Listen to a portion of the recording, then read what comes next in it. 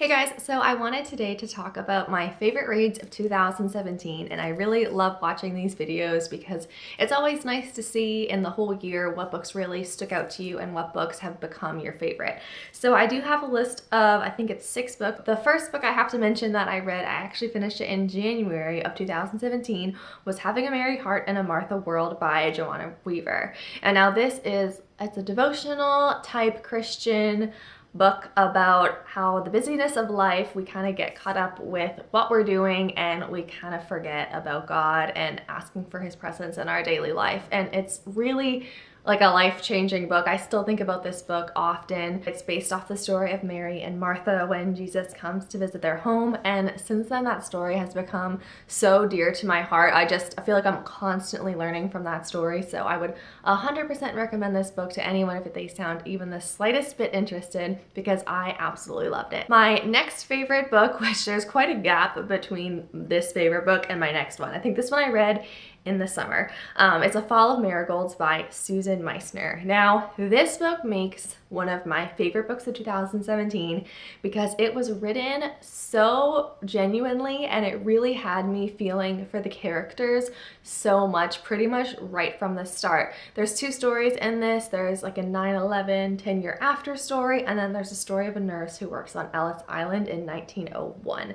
So they're 100-year apart stories, completely different women. They're not related, but there is something that ties them together, and both of the stories of these women are beautiful because they're both going through a loss and finding new life after that said loss, and just how they've responded to it. In the 1901 story, it's a pretty immediate loss that she's been suffering from, and then in the 9/11 story, it's 10 years after the event, so she's had some years to kind of get over things, but it's just so good. It's hard to describe why it is so incredible, but the characters are written so well. You feel like they're real people. These are real emotions and real responses to the situations that they're in, and it's just such a beautiful story. I loved it. Next, I have a completely different book. It's 11/22/63 by Stephen King, and I listened to this book on audiobook for a few months just because it was so long and I had it on the library hold, and so it always was just getting expired and then have to go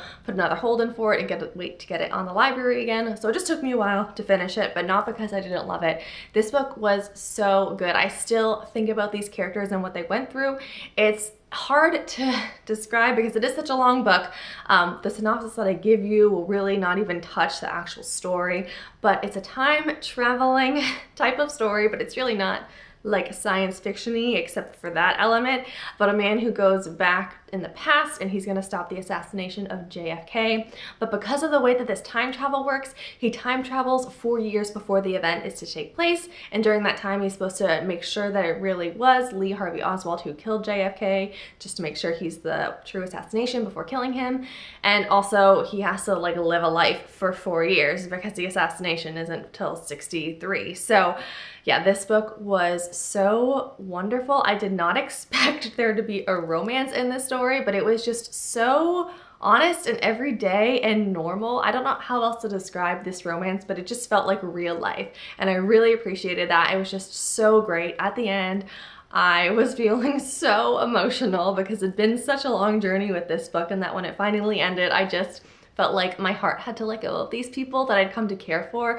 All of the characters in this book are just amazing people. You want to grab dinner with all of them and just sit down and listen to their stories and hear what they have to say. So loved this book. I would recommend it to pretty much anybody. This is such like a crossing genres type of book. Next, I wanted to throw in there Tower of Dawn by Sarah J. Maas, and I put this book in my favorites for a couple reasons. First reason is that it surprised me, and I think it did surprise a lot of Sarah J. Maas followers of like her books and her stories.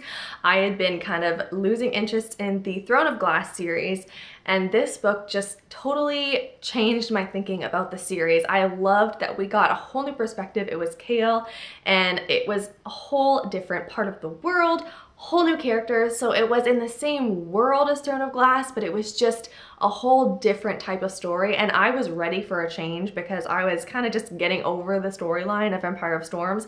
So this was just such a good book. It honestly is like a good standalone in the series because it doesn't exactly follow the sequence of things that are happening in the other books. It's like, I don't know how to describe it, but it's so good. I will 100% be reading this again in the future. I may even read it again in 2018.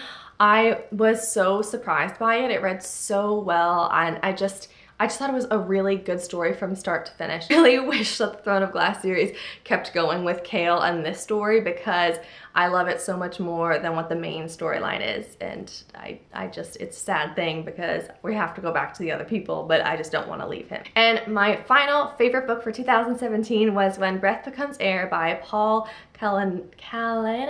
I butchered that when I was doing my December wrap-up as well. I did mention this in my December wrap-up, so I will keep it brief here, but this book was such a shock. I didn't expect to be so blown away by it as I was. It's a memoir from a neurosurgeon who's 36 years old and gets the diagnosis of terminal lung cancer, and it's completely out of the blue. And it's him grappling with his days are coming to an end. It's his story of what made him want to get into neurosurgery.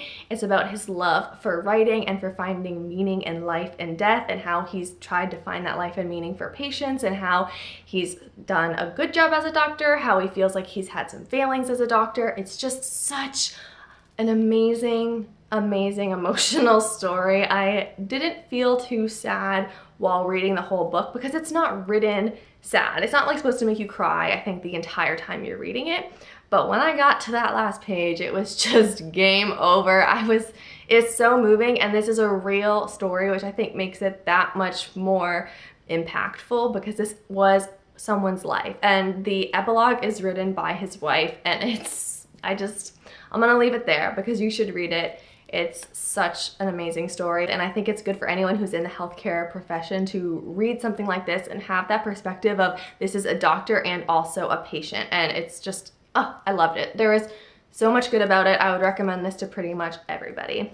So those make my 2017 favorite books, and all of these books I would recommend to pretty much anybody because, as I said before, they are my favorites for very good reasons. So let me know some of your favorites in 2017. Thank you for watching, and happy reading.